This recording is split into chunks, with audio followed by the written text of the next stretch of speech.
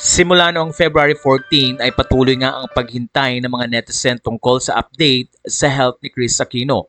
Matataang sinabi ni Chris na kailangan niyang magbago ng ilang mga medication at ngayon nga ay may magandang effect ito lalo na sa kanyang autoimmune na maganda ang response sa medication na ginagawa kay Chris Aquino.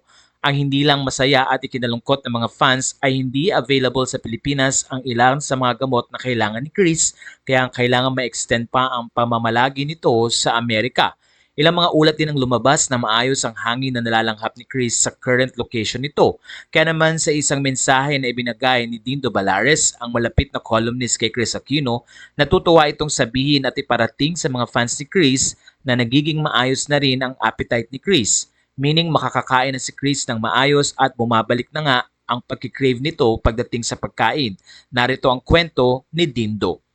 Bumabalik na ang food cravings ni Chris. Sabi ng grandfathers ko na parehong medicine man, pag naghanap ng masarap na pagkain ng may karamdaman, pabalik na sa mabuting kalusugan ang katawan. Sa kanila ko rin natutunan na pagkain ang numero unang gamot.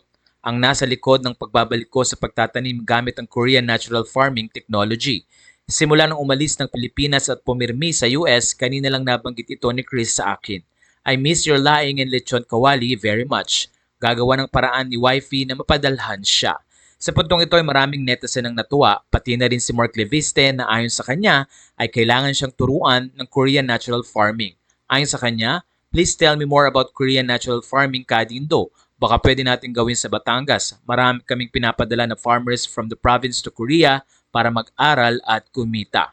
Sa puntong ito ay nag-reply naman si Dindo. Sure, VJ Mark, ini-encourage ako ni Chrissy na i-pursue ang organic food production. Dito ay tila na ibigay din ni Mark Leviste ang ilan sa kanyang mga pahayag.